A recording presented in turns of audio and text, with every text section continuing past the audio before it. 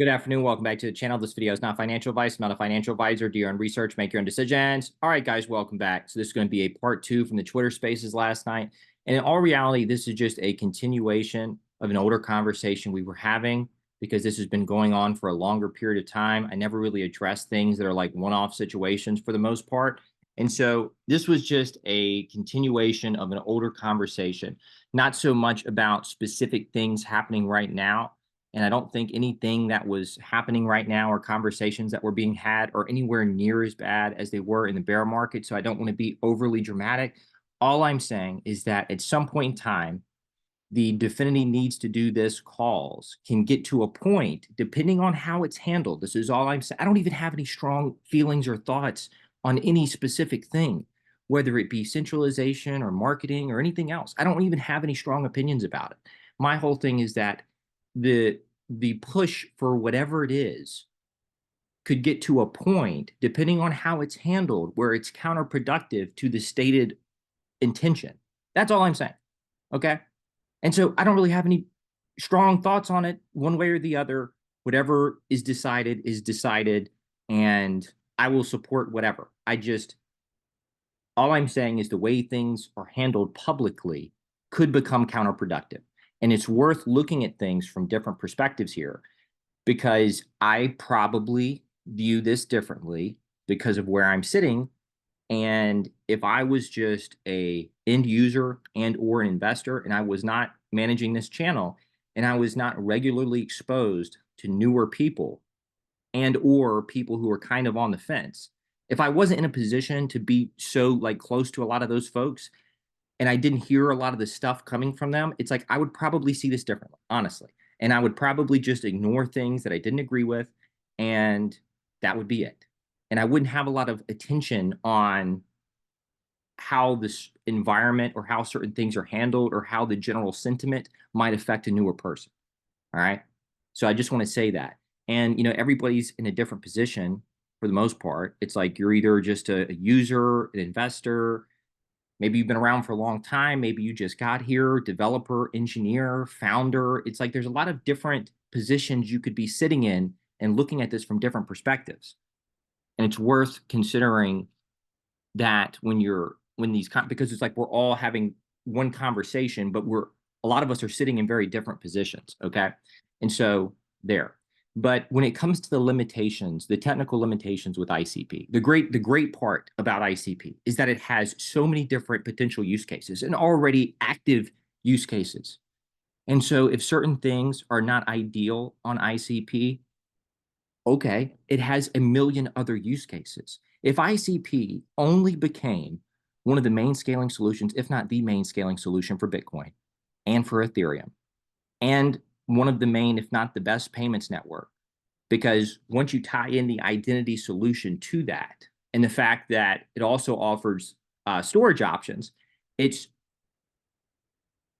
with just a handful of use cases. If ICP could just become one of the main solutions for those use cases globally, and from a technical perspective, they're set up to do that,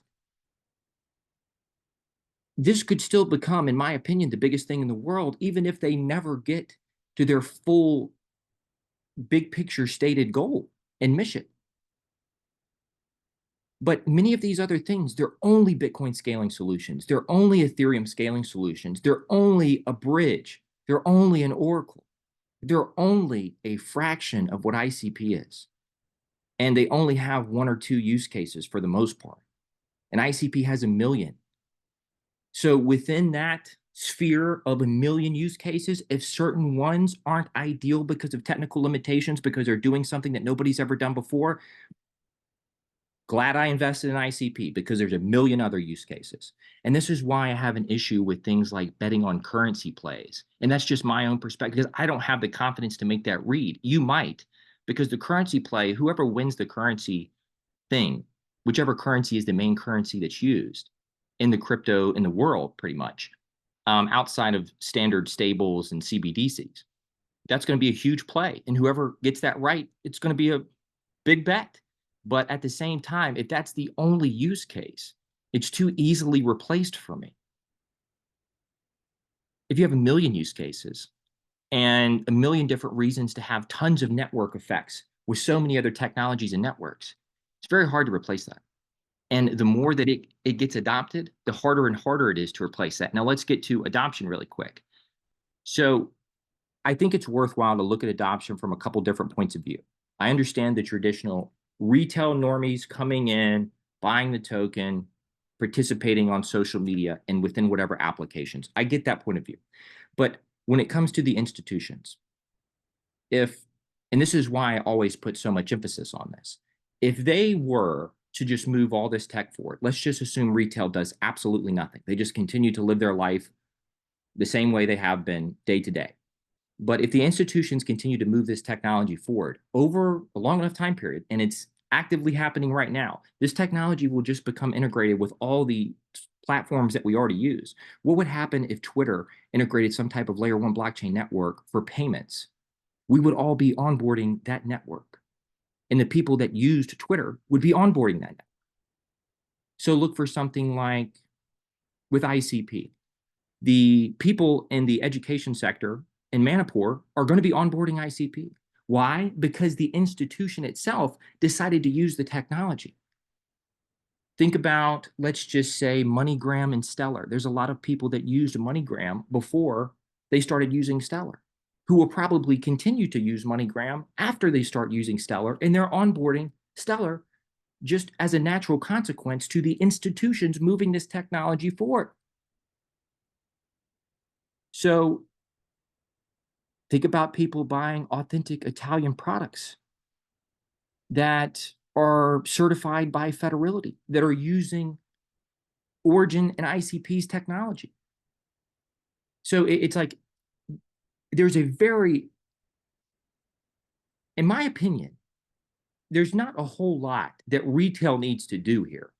And if they decide that they're just not going to do anything and they're just going to continue to live their day-to-day life and they're never even going to look into crypto, in my opinion, what's going to happen is the institutions are going to move all this forward and adoption will just happen as a natural consequence to blockchain and distributed ledger systems being incorporated into all the networks and all the platforms and social apps that we already use. If your bank were to integrate some layer one blockchain network for transactions and for settlement, you would be onboarding that network, whether you wanted to invest in it and buy and hold the token or not. And so I would also start looking at adoption from that perspective, because in my opinion, that kind of shows you how important the institutional role is here, more so than the retail role, at least in my point of view. Okay. And the whole marketing thing, guys, again, I don't have an issue with whether it doesn't matter what it is. Market, it doesn't just the next insert the next thing. It doesn't matter to me. I don't have strong opinions on it. But keep this in mind. I get more views on my YouTube channel than DFINITY does on average. Now, I think that's tragic. And I think that's one of the biggest problems with the space. And that's why I always used to say, guys, go to the institutions, go to the source, go to the foundations. Look at what they're doing. Listen to what they're saying. Try to cut out the noise with retail and with content creators. So I think this is terrible that I get more views on my YouTube channel than DFINITY does, but it also highlights that a lot of people in retail gravitate more so to content creators than they do to the foundations. So when you're looking at marketing, take that into consideration. So just consider the general environment and how it is perceived by, how it might be perceived by a newer person, even if you're an OG. All right. Or don't. Doesn't matter to me one way or the other. But I've never seen a more optimistic time period than this. And guys, this is happening in other communities. Go watch Max Mayer's video on Cardano he did 2 days ago, 1 or 2 days ago. It's a 10-minute video, started about 4 minutes in, and watch from about 4 minutes to 10 minutes. And tell me that doesn't sound very familiar to a lot of things that we've heard. Everything's good, the team's doing great, but a lot of people don't understand it, and the price isn't really moving, and there might need to be some messaging changes and some marketing changes, and if there's not, the price might not. I hate the framing of all of this. The framing is always, I'm going to take a position, really an opinion, which is XYZ needs to happen because in my opinion, XYZ will lead to something else, right? Will lead to more users and price going up, right? And so, but they frame it as, if this doesn't happen, then, you know, um, the word might not get out and adoption might not happen, and this may never take off. And that's how it's framed more times than not. And so there's different ways to communicate the same point, in my opinion. So if I laid out the bull case and the bear case, I'm not even going to do this because, and honestly, I think it's a waste of time. And it's like I'd just be regurgitating too many things that I've already said. But when I look at the bull case, I'm not saying that there's nothing that you could say that would be like, there's no bearish thing you could find to say about ICP. I'm saying when compared, it is so disproportionate. When you look at the bull case and you compare it to it is so disproportionate as far as the strength of both of those arguments that I almost view it as there's hardly any bear case. Because the risk reward and the opportunity here is so in another world that if the only opposition is, well, they could do more marketing, or it's centralized, or it's not going to work, it's like, all right, dude, if that's how you see things, then maybe I'm wrong. But good luck, because at the end of the day, you have two options in all reality. You have the Web3 end-to-end full stack solution on the blockchain with ICP, 2.5 years into a 20+ year roadmap. So keep that in mind. Keep in mind where things like Facebook were in the early days, like with the user interface and what that look and felt like. And just understand that over time, technology progresses. Now, there might be limitations in the future, even after years of innovation and development.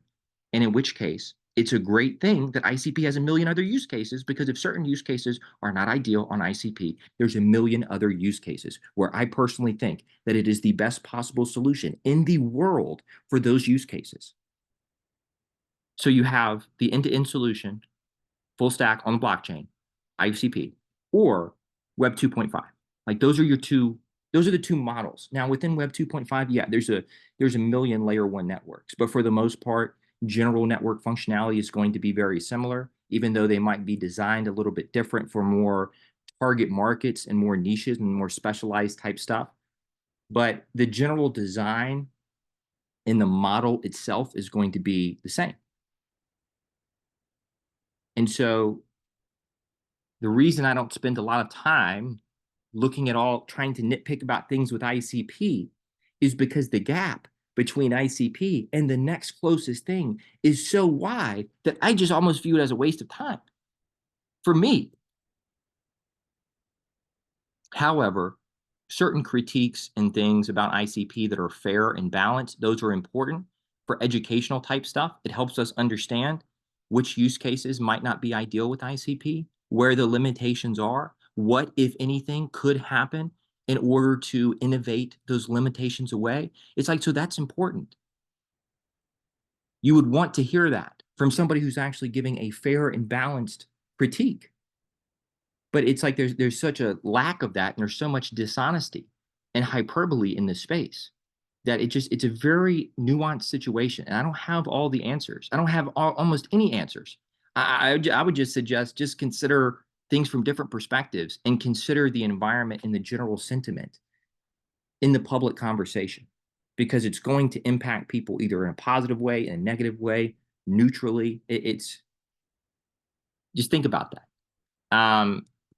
So there are so many catalysts happening right now, guys. I mean, world-changing catalysts that are happening right now. One, AI. Two, everything happening with the fiat system globally and massive rapid devaluation of fiat currencies, which is only going to continue. And it's like, at some point, that's going to come to a head. When that happens, I have no idea. But you have AI. And in my personal opinion, again, AI is going to force certain changes to different things on the web, because you're just not going to know what's real anymore within a very short period of time here.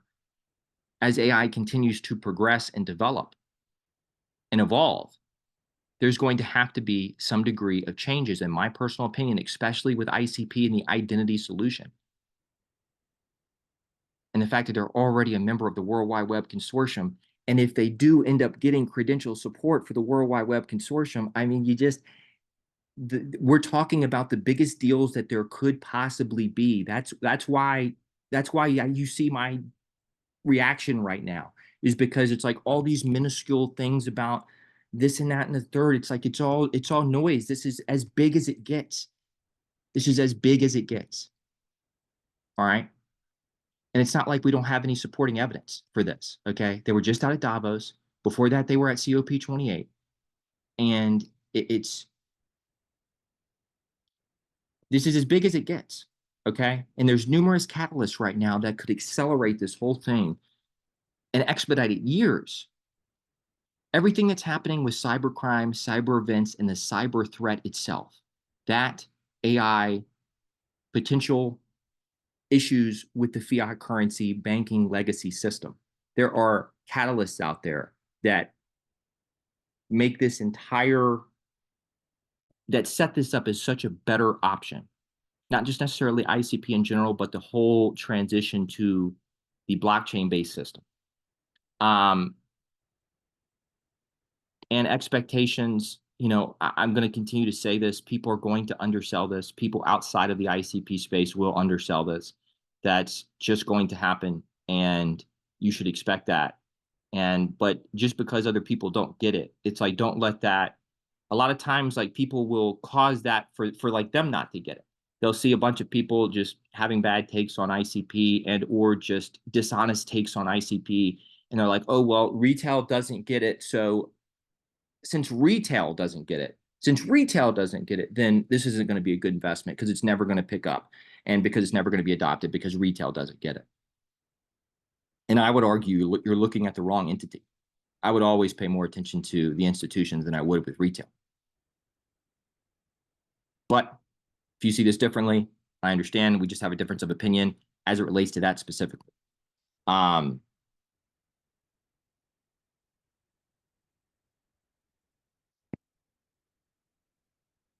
So this is the most bullish setup I've ever seen. And ICP's market dominance got down to 0.12% of the entire crypto market. So 0.1%, taking into consideration all the things that ICP can do compared to everything else, how far technologically advanced it is from everything else. And ICP got down to 0.12% of the total crypto market cap. Now, maybe in a time of mass volatility where Bitcoin and Ethereum shoot up rapidly, maybe this sets a lower low briefly, and then it recovers, and then it goes on for a forever uptrend, which is what I'm expecting to see. Not financial advice. Nothing's ever a sure thing. Do your own research. But that's what I'm expecting to see, is forever uptrend once the bottom is officially in on this. And I think that this chart going up is going to be very similar to just the Thanos snap, because a lot of things are going to evaporate into thin air over the years as this chart continues to go up, in my personal opinion. Yes, new technology, new solutions will be created, but all the old antiquated tech is, in my opinion, going to be wiped off the face of the earth as this chart goes up over the next 10 to 15 to 20 years. So that's all I have for this video. This was not financial advice. Do your own research. Nothing's ever a sure thing. And at the end of the day, whatever happens with all this is whatever happens with this. And just be cognizant of the environment, be cognizant of the public conversation, be cognizant of how it affects other people and like newer people coming in. And I don't have all the answers. I would just recommend considering things from different perspectives, because I know that, or I fully believe that based on where I'm sitting, it kind of causes me to look at this a little bit differently. And if I was sitting in a different position, I might also view this a little differently. So just consider other people's points of view. Okay, because we're all going to disagree on different things. That's a normal thing. Doesn't mean like the other person is bad or evil or anything like that. It's just, it is, people see things differently and have different points of view on different things. And that's a normal thing, and it should be expected. And, the communication back and forth, ideally that happens in as most of a constructive way as possible. Okay, so that's all I have for this video. Not financial advice. Do your own research. Take care. Have a good day. I'll see you in the next video.